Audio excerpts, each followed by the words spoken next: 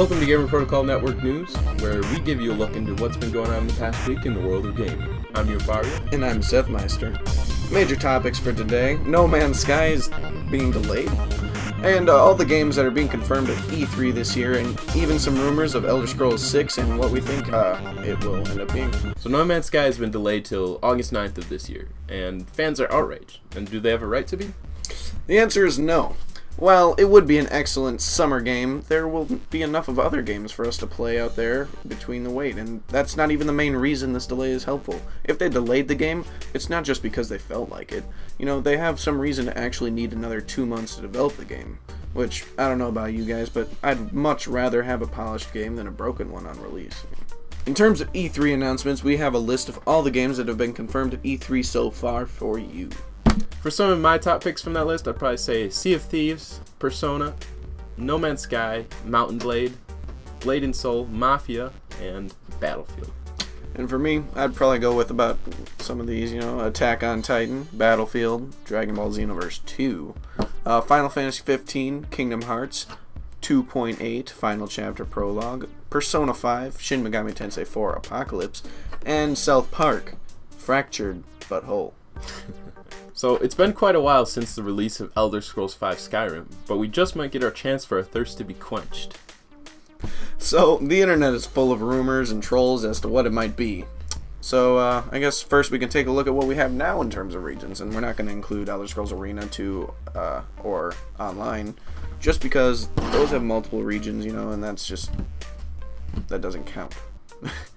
So, we've already used Morrowind, Cyrodiil, and Skyrim, but let's take a look at what we have in store. We have the Woodland Valenwood. It's complete. It's foresty. It's nice. Then we have Elsewhere, which is the tropical and desertous area of Tamriel. Then there's Hammerfell, which is almost completely desert, which could be cool in its own way. Then there's High Rock, which is an islandy kind of area, pretty nice. And then the swampy Black Marsh. It's swampy. There's a lot of speculation as to what this might be. I've seen so much fan art and stuff of game covers of Elder Scrolls 6, and I guess that's what me and Yofario are going to discuss about.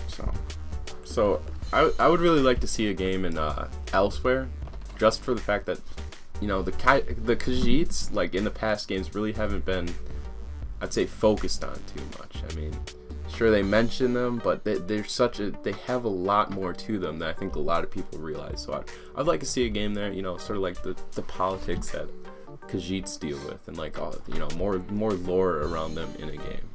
And I thought Hammerfell would be a pretty good idea because we kind of got done with Skyrim, which is the frozen tundra area, and in some places it was kind of boring, but I think they could kind of upgrade that with Hammerfell. Because even though it is a really large desertous area, they could add many different kinds of tombs or something, that kind of fit that sort of area because it's deserty. It'd be underground and all that stuff. It'd be really sandy. But yeah. So, Chronicles of Elyria has released 2 updates on Kickstarter this week. The first was actually about the server technology that will support such a game on such a massive scale.